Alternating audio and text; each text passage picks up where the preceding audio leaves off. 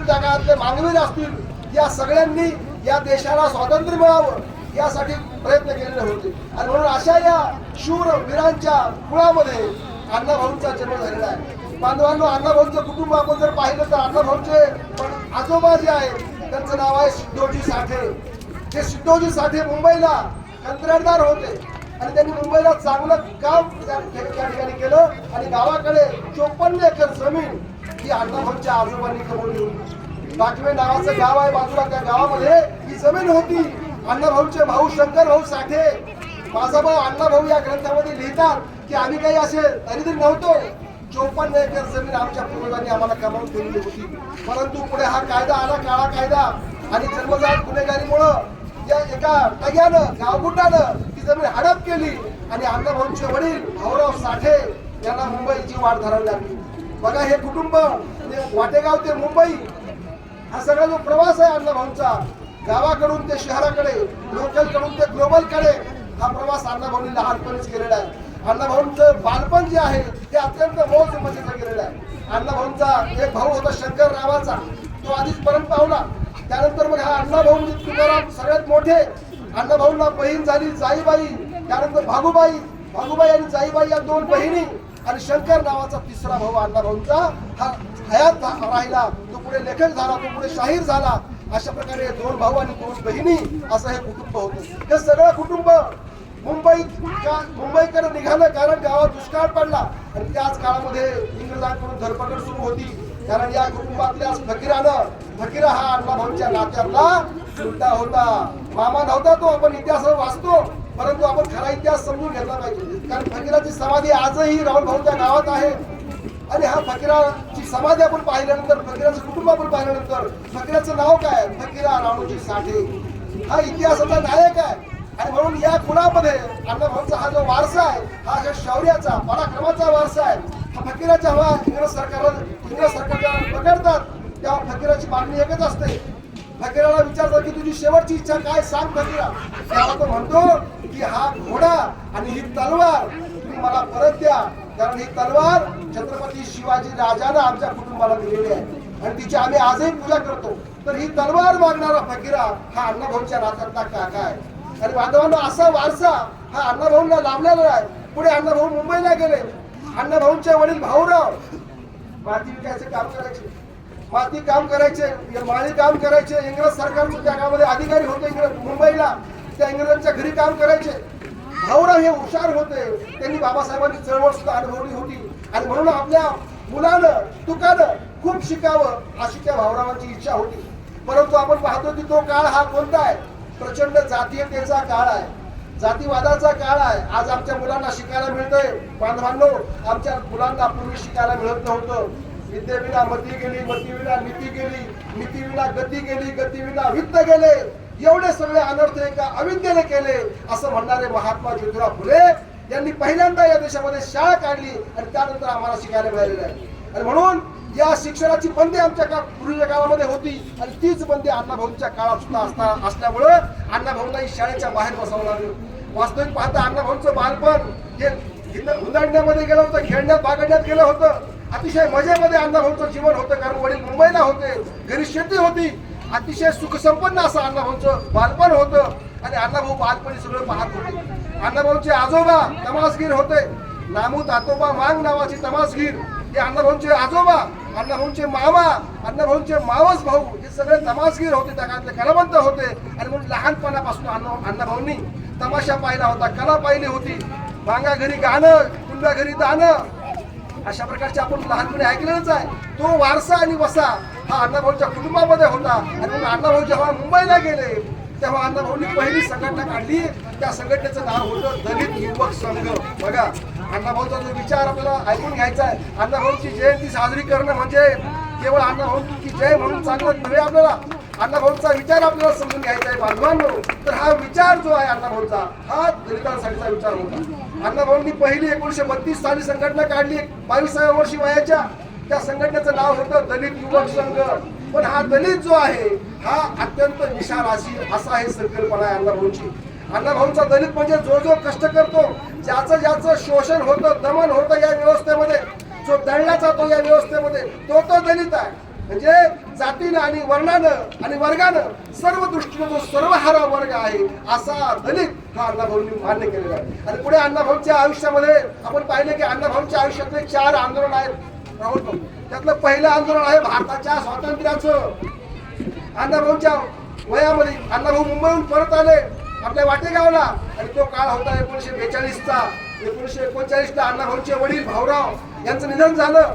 हे कुटुंब पुन्हा मुंबईहून परत आलं वाटेगावला आणि त्याच काळामध्ये देशामध्ये एक चळवळ सुरू झाली होती.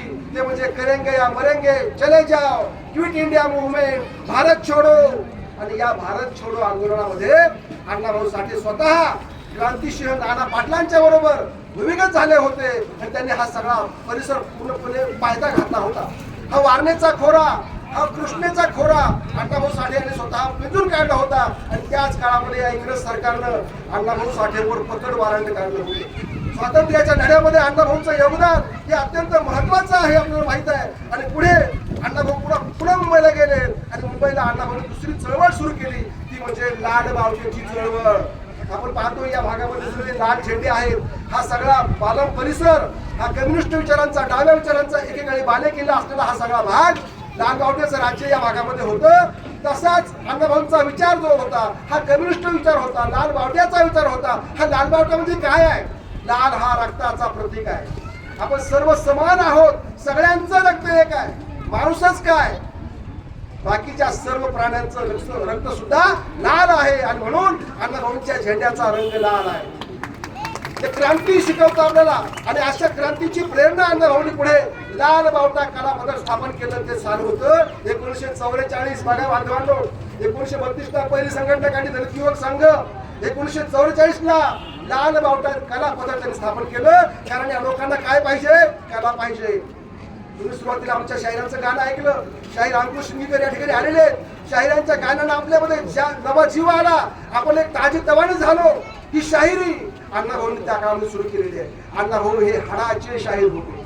आता म्हणून का अण्णाभाऊ लोकशाहीर होते? होय, अण्णाभाऊ लोकांचे शाहीर होते. शाहीर फक्त पैसा कमवतो, परंतु लोकशाहीर हा लोकांची नाडी जाणत असतो. तो लोकांचा डॉक्टर असतो. लोकांना काय हवं, लोक कसे बदलले पाहिजेत हे त्या शाहीरून सांगत असतो. आणि म्हणून अण्णाभाऊंनी आपल्या शेतकऱ्यांना सांगितलं, शिवारी चला, दौलतीच्या राजा, हागदे सर्जा, शिवारी चला. या सगळ्यांना लढाईचं बळ हे अण्णाभाऊंच्या लेखणीने त्या काळामध्ये दिलेलं आहे. अण्णाभाऊंनी संयुक्त महाराष्ट्राच्या आंदोलनामध्ये दुसरं योगदान दिलंय. पहिला लढा स्वातंत्र्याचा, दुसरा कामगारांचा. काम एकजुटीचा कामगार झाला, कामगार तयार, लढाईला झाला कामगार तयार. जो लढेगा वो जितेगा हे अण्णाभाऊंनी त्या काळात सांगितलं. आणि म्हणून लढायला त्यांनी शिकवलं, लढायला नाही. अण्णाभाऊ म्हणतात, मला रडगाणं मान्य नाही, मला लढा मान्य आहे. हा लढ्याचा विचार, हा संघर्षाचा विचार, हा इन्कलाबचा विचार, हा विचार हा अण्णाभाऊ साठे यांचा विचार आहे. आणि म्हणून हा जो माणूस आहे हा अत्यंत पिळदार देहाचा. लहानपणी अण्णाभाऊ पैलवान होते.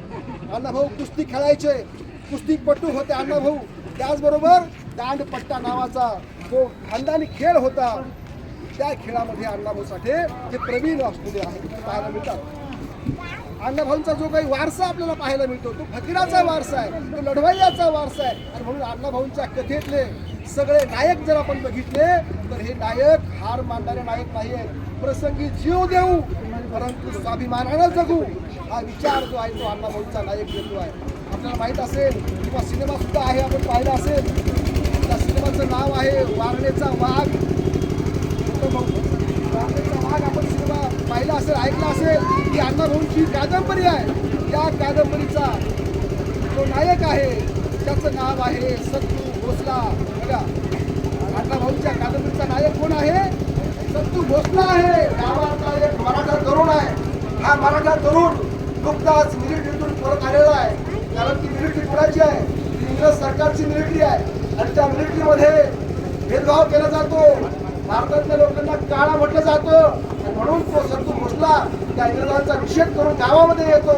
आणि गावात आल्यानंतर तो गावात राहत असतो. एक दिवस तो गावामध्ये फिरत असताना त्याला एक दृश्य दिसतं की एक माणूस एका स्त्रीला मारतो आहे. बघा, ते नायकाचं कसं महत्व असतं. एक माणूस एका स्त्रीला मारतो आहे हे तो सत्तू भोसले पाहतो. आपण काय केलं असतं? आपण भारतात शूटिंग केली असते आजच्या काळामध्ये, किंवा आपण लांबून पाहिलं असतं. परंतु हा संतू भोसला म्हणतो, अरे चौगुल्या त्या बाईला तू का मारतोयस? तेव्हा तो चौगुला म्हणतो, अरे या बाईनं माझी उपाधी चोरलेली आहे, काळी चोरलेली आहे. बघा, सरपणासाठी एक काळी चोरणं सुद्धा या देशामध्ये गुन्हा ठरतो. आणि तो चौगुला त्या बाईला प्रचंड मारहाण करतो, उभ्या रस्त्यावर मारहाण करतो. तेव्हा याचं पित्त खवळतं, रक्त खवळतं. आणि हा संतू भोसला म्हणतो, त्याला थांबवतो, मारहाण करू नको. तेव्हा तो म्हणतो, ही कोण आहे तुझी? जातीनं महारीला असते. बघा, तिचं नाव आहे सई महारी. या सई महारणीसाठी हा संतोबा भोसले काय करतो? आपल्या त्या चौगुल्याला अडवतो, त्याला थांबवतो. पण चौगुलाही दिलेला पेटलेला असतो, तो ऐकायला तयार नाही. तेव्हा दोघांची झटापट होते. आणि त्या झटापटीमध्ये एकाच दणक्यामध्ये हा संतू भोसले त्या चौगुल्याला गारद करतो. चौगुला मरण पावतो आणि संतू भोसले फरार होतो. बघा, एका दलित समाजाच्या बाईसाठी हा मराठा समाजाचा नायक आपल्याच बांधवाला मारतो त्या ठिकाणी आणि तो फरारी घोषित होतो. संतू भोसले फरारी होतो. आणि पुढे आपल्याला माहिती आहे की कथानक पुढे वाढत राहतं. पुढे ही जी खरोखर स्त्री असते सईबाई, ही बाळांत होते, तिला एक मुलगा होतो. आणि हा डॅनियल नावाचा मुलगा पुढे इन्स्पेक्टर होतो. संतू भोसले फरारीचा आहे त्या काळामध्ये. हा इन्स्पेक्टर वर पुन्हा सरकार सांगतं की तू याला पकडलं पाहिजे. आता बघा, इकडं संतू भोसला, इकडं डॅनियल आहे. डॅनियल म्हणजे मानलेल्या बहिणीचा मुलगा आहे, इकडं मामा आहे. परंतु आणि मग ही सई बाई आपल्या आपल्या भावाकडे येते, संतोबाला भेटते आणि म्हणते की भावा, जसं तू मला वाचवलंस तसं माझ्या मुलालाही वाचव रे. बघा, एका बाजूला भाऊ आहे, एका बाजूला मुलगा आहे. आणि हा संतू भोसला म्हणतो की ठीक आहे, तसं तुला मी त्याप्रमाणे करेन. काय करायचं तर हा संतू भोसला जेव्हा समोर येतो आणि त्या डॅनियल समोर येतो, तेव्हा आपल्या त्याला मारायची संधी असताना सुद्धा हा संतू भोसला त्याला मारत नाही, त्याला जुदान देतो आणि स्वतःहून तो अटक होतो. बघा, अशा प्रकारची नायक माणसं, अशा प्रकारचे महानायक संतू भोसल्यासारखे हिरो हे अण्णाभाऊ साठे यांनी घडवून दिलेले. आणि म्हणून अण्णाभाऊ साठे यांचं साहित्य हे केवळ साहित्य नाही बांधवांनो, ते केवळ शब्द नाही, ते वचन आहे. महात्मा बसवनांनी वचन लिहिले, संतांनी अभंग लिहिले. ज्याप्रमाणे संतांचं साहित्य आहे, संतांचे अभंग आहेत, महात्मा बसवनांचे वचन आहेत, त्याचप्रमाणे हे अण्णाभाऊंचं साहित्य म्हणजे एक प्रकारचं क्रांतिकारी असं साहित्य आहे. त्याचं आपण रोज अध्ययन करावं. पूर्वी आपल्याकडे पारायण आपण लावायचो ग्राउंड भाऊ, पण आज आपण पारायण लावलं पाहिजे. कशाचं? आज फकीराचं पारायण लावलं पाहिजे, आज चित्राचं पारायण लावलं पाहिजे, आज भारतीय संविधानाचं पारायण लावलं पाहिजे. कारण हे आमचे नवे ग्रंथ आहेत. एका बाजूला जुने ग्रंथ होते खोटारडं सांगणारे, पण एका बाजूला नवे ग्रंथ आहेत खरंच सांगणारे, सत्य सांगणारे. आणि असे सत्य ग्रंथ म्हणजे अण्णाभाऊ साठे यांचं साहित्य आहे. ग्रंथामध्ये सुद्धा फरक आहे बांधवांनो. जुन्या काळातले ग्रंथ होते काहीतरी विचित्र असलेले, बरं का, अर्थास अनर्थ करणारे. परंतु हे नवे ग्रंथ जे आहे ते आमचं माणूस पण जपणारे असे ग्रंथ आहेत. आणि म्हणून अण्णाभाऊंचा वारण्याचा वार आपण वाचला पाहिजे, अण्णाभाऊंचा फकीरा आपण वाचला पाहिजे. कोण होता हा फकीरा? हा फकीरा रावणोजी साठेचा मुलगा, ज्या रावणोजीनं गावासाठी आपलं शिर दिलं होतं, आपलं बलिदान दिलं होतं. त्याचं काय बिघडलं होतं? गावाचा शंकरराव पाटील नाराज दिसतोय आणि गावामध्ये सुख समाधान नाही. हे त्या रावणोजीला वाटलं की आपण गावासाठी काहीतरी केलं पाहिजे. आणि म्हणून तो दुसऱ्या गावाला गेला. त्या गावची त्याला जोगणी आणताना तो शहीद झाला. असा हा रावणोजी, त्याचा मुलगा हा फकीरा. हा फकीरा जेव्हा गावात दुष्काळ पडतो, माणसं अन्न करून मरायला लागतात, खायला काही नाही आहे, माणसं पाय खोरायला लागतात, तेव्हा विष्णुपंत कुलकर्णी बघा, ब्राह्मणाचा माणूस सुद्धा अण्णाभाऊंनी नायक केलेला. अण्णाभाऊंनी आपल्या जातीच्या एका माणसाला नायक केलेलं नाही. जसं फकीरा नायक आहे मानगाचा, संतू भोसले हा मराठीचा नायक आहे, तसा ब्राह्मणाचा विष्णुपंत कुलकर्णी हा सुद्धा नायक केलेला आहे अण्णाभाऊंनी. आणि मग हा विष्णुपंत म्हणतो, अरे उकिरड्याची दैना फिरते, तुम्ही जर माणसं आहात, घाचा घासून मारण्यापेक्षा संघर्ष करून मारा. आणि हाच संदेश घेऊन हा फकीरा त्या मठकऱ्याचा मठ लुटतो आणि धान्य आणून एका पळीनं शेवटच्या तो सर्व मारवाड्या महारवाड्याला जे कोणी उपाशी असतील त्या सगळ्यांना तो सारखा वाटतो. हा समतावाद हा अण्णाभाऊंच्या विचाराचा गाभा आहे. मानतो जे काही मिळेल ते सगळे मिळून खाऊ. आणि आमची अवलाद कोणती आहे? एक तीळ मिळाला तरी 7 जणांनी वाटून खावा अशी आमची अवलाद आहे. आणि म्हणून ती परंपरा कोणाची आहे? तर ती परंपरा फकीराची आहे. हा फकीरा शेवटी उरलेलं धान्य जे आहे ते शेवटी बळी आणा म्हणतो आणि या बळीनं कोणाची वाटणी करतोय. अगोदर शरण वाटणी होते, नंतर शेवटचं धान्य हे बळीनं वाटलं जातं. म्हणजे सर्वांना समान एक दाना जरी असला तर तो माणसाला एक दिवस जगवतो आणि म्हणून तो प्रत्येकाला मिळाला पाहिजे. हा अण्णाभाऊ साठेंचा विचार आहे. बांधवांना अण्णाभाऊंचं जे संपूर्ण साहित्य आपण पाहिलं तर आम्हाला नीतिमत्ता शिकवतो, जगावं कसं आम्ही शिकवतो. आम्ही काय वाचावं अण्णाभाऊ, कारण आम्हाला जगावं कसं हे शिकवतो. आमचं माणूस पण कसं असावं हे शिकवतं. अण्णाभाऊंची एक कथा मी आता ऐकली, 3 भाकरी नावाची, की एक सासू आणि सून आहे आणि 3 भाकरी फक्त, घरामध्ये पीठ नाहीये, पीठ फक्त 3 भाकरी पुरतच आहे. आणि मग या भाकरी खायच्या कोणी? 2 कोणी खायच्या? सासूने 2 खायच्या का सुनाने 2 खायच्या? मग त्या दोघींचं भांडण होतं आणि मग ठरतं की जे आधी बोलेल त्याला 2 भाकरी खायच्या. आणि म्हणून ती सून आणि सासू दोघेही झोपतात. गावाला वाटतं हे मेल्या, बरं झालं पिढा गेली गावाची, कारण या दोघीही लोकांना वाटतं की त्या काहीतरी जादू मंत्र करणारे आहेत आणि म्हणून ते मेल्या. शेवटी मग सगळा गाव जमा होतो आणि आता म्हणून पडल्यात, पण त्यांचं काहीतरी केलं पाहिजे, कारण गावाची जबाबदारी असते. तसेच सगळे कारभारी आहेत गावाचे, या कारभारी जबाबदारी की सगळ्यांचं चांगलं झालं पाहिजे. पण माणूस मेला तरी त्याचं सन्मान झाला पाहिजे. आणि म्हणून त्या शेवटी गावातले 4 जण तयार झाले आणि चौघांनी त्या दोघीला खांद्यावर घेऊन ते निघाले. त्या ठिकाणी ते पोहोचले.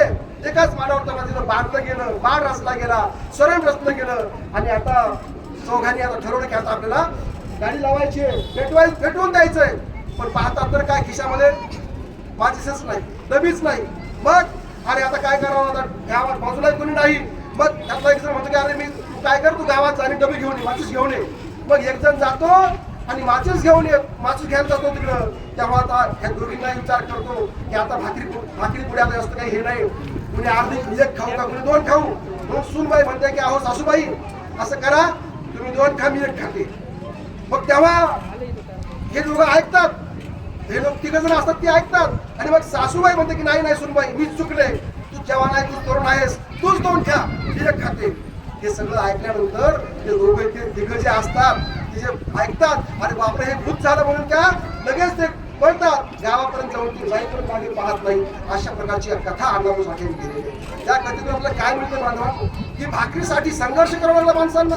अहो नायकाचं नाव आहे सुलतान, सुलतान म्हणजे हिरो, सुलतान म्हणजे बादशाह, नाव सुलतान आहे, पण त्याला भाकर मिळत नाही. आणि मग भाकर मिळावी म्हणून तो काम करतो, परंतु कामामध्ये हॉटेलवर गेल्यावर त्या हॉटेल मालक सुद्धा जास्त खातो म्हणून त्याला कामावर काढून टाकतात. 1 नाही 2 नाही 3 ठिकाणी तो जातो, परंतु कुठेही त्याला पैसा फक्त नको असतो, फक्त पोटाला मिळावं याची अपेक्षा असते, पण त्याचं पोटही भरत नाही. शेवटी तो माणूस हा सुलतान जेलमध्ये जातो, पण जेलमध्ये त्याला पोटभर मिळत नाही. मग शेवटी तो टावरवर चढतो आणि म्हणतो की आता मी जीव देणार, माझी कोणालाच कदर नाही, साधं मला 1 वेळचं अन्न मिळत नाही, मला चोरी करायची नाही, मला खोटं बोलायचं नाही, मला काम करायचंय, पण हाताला कामही मिळत नाही. शेवटी मग तो आत्महत्या करायची धमकी देतो. तेव्हा जेलर येतो आणि मग तो जेलर म्हणतो की अरे ठीक आहे, उद्यापासून याच्या भाकरीवर 1 अधिक 1 2 करून टाका. म्हणजे अशा प्रकारचं वास्तव बघा की माणसाला खायला अन्न मिळत नव्हतं. अशा काळामध्ये अशी बहादर माणसं, चोरी करणार नाही, खोटं बोलणार नाही, इमानानं राहणार, अशा प्रकारची माणसं अण्णाभाऊ साठे यांच्या नायिका अण्णाभाऊ साठेंनी आपल्या साहित्यातून उभं केलेले आहेत. आणि म्हणून मी म्हणतो बांधवांनो, हे जे साहित्य अण्णाभाऊंचं हे प्रत्येक लेकरानं वाचलं पाहिजे. हे साहित्य प्रत्येक माणसानं वाचलं पाहिजे. या साहित्याचा अभ्यासक्रम हा समावेश असला पाहिजे. परंतु दुर्दैवाची गोष्ट आहे की आपल्या देशातलं मनुवादी सरकार अण्णाभाऊंचं साहित्य लावत आणि त्यामुळं आमच्या तरुणांची गुन्हे घडायला पाहिजे ती घडत नाही. म्हणून माझं या सरकारला सांगणं आहे की प्रत्येक वर्गामध्ये अण्णाभाऊंची एक कथा तुम्ही लावली पाहिजे. कारण प्रत्येक कथा आम्हाला शिकवते आहे. अण्णाभाऊंची नायिका चित्र असू द्या, वैजयंती असू द्या, त्या सगळ्या नायिका कशा आहेत, सुंदर आहेत, पण बहादर आहेत, इमानदार आहेत, ते आपल्या शिलाला गद्दार होत नाहीत, आपलं शील विकत नाहीत. बुद्धानं सांगितले जे पंचशील आहेत त्या पंचशिलांचं पालन अण्णाभाऊंचे नायक करतायत. आणि अण्णाभाऊंची एक कथा आहे, त्या कथेचं नाव आहे बुद्धाची शपथ. ही कथा अण्णाभाऊने लिहिली, फार जाणीवपूर्वक लिहिली. तर बाबासाहेबांकडे अण्णाभाऊ वळले होते. बघा, अण्णाभाऊंचा पूर्वार्ध हा मार्क्सकडे आहे, पण अण्णाभाऊंचा उत्तरार्ध हा बाबासाहेबांकडे आहे. कारण केवळ मरणातून होत नाही तर जात सुद्धा गेली पाहिजे. आणि म्हणून अण्णाभाऊ साठे शेवटी बाबासाहेबांकडे येतात. अण्णाभाऊंच्या ज्या सगळ्या कथा आहेत त्यातली एक कथा आहे सोन्याचा मणी नावाची. एक त्या काळातल्या महार समाजाची एक स्त्री सोन्याचा मणी जपून ठेवते कशामुळं तर आपण मेल्यावर आपल्या कोणात घालतील आणि आपल्याला स्वर्ग मिळेल म्हणून. परंतु कुठेतरी सांगतो अरे बाबासाहेबांची निवडणूक आलेली आहे, बाबासाहेब उभं राहिले निवडणुकीला, तेव्हा ती म्हणते की मी कोणी काय देतं, तेव्हा ते म्हणते मी देणार आहे. काय देणार असतो तर हा सोन्याचा मणी घेऊन जा आणि ती निवडणूक लढवा, कारण मला स्वर्ग नको आहे, मला बाबासाहेब हवे आहे. असा विचार सांगणारी नाही का की अण्णाभाऊ साठे यांनी निर्माण केलेले बांधवांनो. आणि म्हणून अण्णाभाऊंचं साहित्य आपण वाचलं पाहिजे. सापळा नावाची कथा तुम्ही अवश्य वाचा, युट्यूबवर पहा. सापळा नावाची कथा इथं धासवडी नावाचं गाव आहे, त्या गावात अण्णाभाऊ साठे 3 महिने राहिले आणि त्या गावातल्या हरिबा महाराजची कथा अण्णाभाऊंनी सापळा नावाच्या कथेमध्ये लिहिली. ती वास्तव कथा आहे. दुसरी कथा लिहिली अण्णाभाऊंनी खंडाळीच्या गावावर. खंडाळी गावामध्ये एक पाटील होता, मुसलमान पाटील, अगोदर निजामाच्या काळामध्ये. पण निजाम सरकार गेलं आणि तो मुसलमान पाटील पळाला, मग पुन्हा दुसरा पाटील कोण करायचा. तेव्हा मग हा गावात कुणी तयार होत नाही, कारण निजामाची एक महार तयार होतो, त्याचं नाव असतं विठू महार, त्याचं नाव असतं विठ्ठलराव सोनकांबळे, त्याचे नातू आजही वकील आहेत अहमदपूरला. तर तो विठू तो तयार होतो आणि म्हणतो मी होतो पोलीस पाटील, आणि मग तो अर्ज भरतो, तो पोलीस पाटील होतो. आणि परंतु तरी सुद्धा गावातले लोक त्याला मान देत नाहीत, तेव्हा तो बंड करतो. असा एक बंडखोर नायक अण्णाभाऊ साठे यांनी विठू महार नावाच्या कथेमध्ये मांडलेला आहे. अशा प्रकारची अनेक कथांची उदाहरणं तुम्हाला सांगितली तर ते रात्रंदिवस होणार नाही, एवढं प्रचंड साहित्य. अण्णाभाऊंचं आयुष्य तरी किती हो, 49 वर्षांचं आयुष्य. पण माणसानं कसं जगावं तर अण्णाभाऊ सारखं जगावं. किती जगला हे महत्वाचं नाही, कसं जगला हे महत्वाचं आहे. आणि असं प्रकारचं सुंदर जीवन ते अण्णाभाऊ साठे यांनी जगलं. अण्णाभाऊंच्या साहित्यामध्ये तुम्हाला कुठेही द्वेष दिसणार नाही, कुठेही मत्सर दिसणार नाही, कुठेही तुम्हाला अश्लीलता दिसणार नाही. दिसेल तर सौंदर्य दिसेल, दिसेल तर सुंदर माणसं दिसतील. ही माणसं काळी बेंद्रे असतील पण ती इमानदार माणसं आहेत आणि त्याचा संसार बघा किती पवित्र असतो. अण्णाभाऊ म्हणतात की आमची कला ती मांडीवरचे तीळ मोजणारी कला नाहीत, तर डमडमच्या गोळीचे घाव मोजणारी आमची कला आहे. अशा प्रकारे कलांचा बादशाह म्हणजे अण्णाभाऊ साठे. अण्णाभाऊंचं साहित्य आपण वाचन करावं आणि आपलं जीवन सुंदर करावं, एवढा सुंदर विचार आपल्यापुढे ठेवतो. आणि या ठिकाणी मला